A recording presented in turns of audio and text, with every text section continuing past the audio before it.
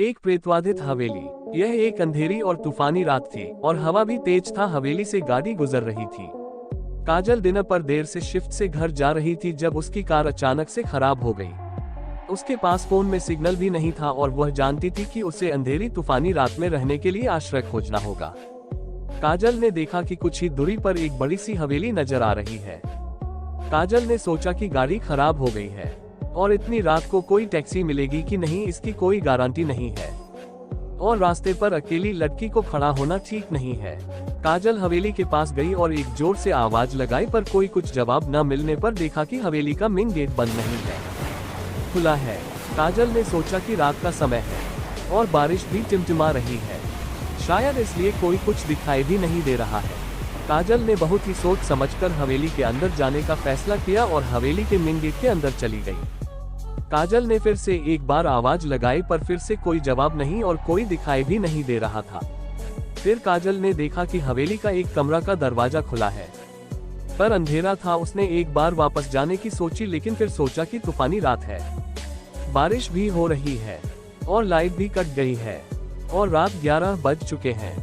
काजल ने सोचा कि तेज हवा और बारिश की वजह शायद इस हवेली के सभी लोग अभी तक सो गए होंगे, वरना इतना बड़ा हवेली है और हवेली का दरवाजा भी खुला है।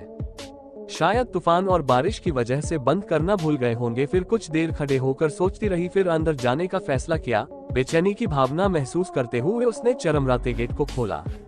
सामने का दरवाजा थोड़ा खुला हुआ था और अंदर कदम रखने से पहले काजल एक पल के लिए झिझकती है। फिर भव्य प्रवेश द्वार केवल तूफान की टिमटिमाती रोशनी से जगमगा रही होती है और खाली हवेली में काजल के कदमों की आहट सुनाई दे रही थी।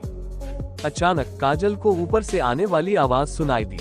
उसने इसे तूफान समझकर नजरअंदाज करने की कोशिश की, लेकिन आवाज बनी रही। वह भव्य सीढ़ी पर चढ़ गई। उसका दिल डर से चल नहीं दौड़ रहा था। जैसे ही वह सीढ़ियों के ऊपर पहुंची, उसने देखा कि एक और रूम का दरवाजा थोड़ा सा खुला हुआ है, तो काजल को लगा कि अवश्य ही कोई होगा। काजल ने दरवाजा खोला और कमरे में पूरी तरह अंधेरा था।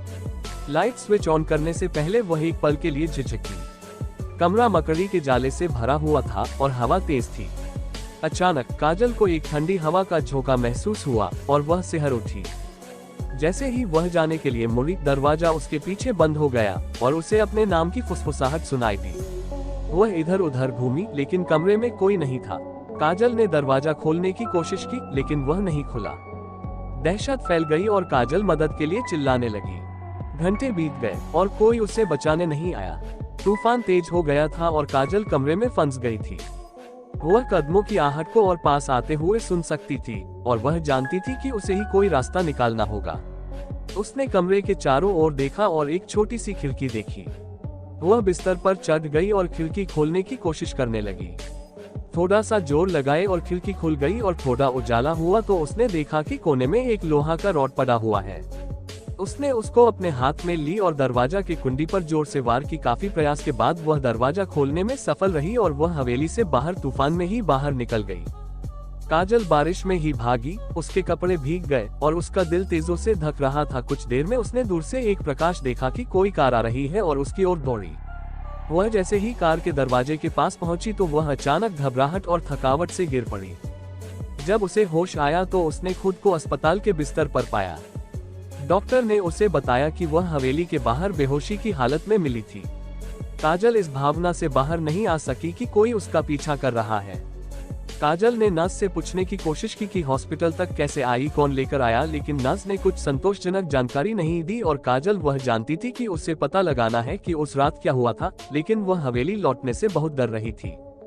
हवेली का रहस्य अनसुलझा रहा, लेकिन काजल को पता था कि वह उस रात वास्तव में कुछ भयानक घटना घटने से बच गई थी। अगर आपको आगे जानना है कि क्या हुआ तो वीडियो को लाइक और चैनल को सब्सक्राइब करें और बेल आइकन को दबा दें ताकि इस कहानी के अगले पार्ट का नोटिफिकेशन आप तक पहुंच सके, और कमेंट बॉक्स में लिखे पार्ट 2।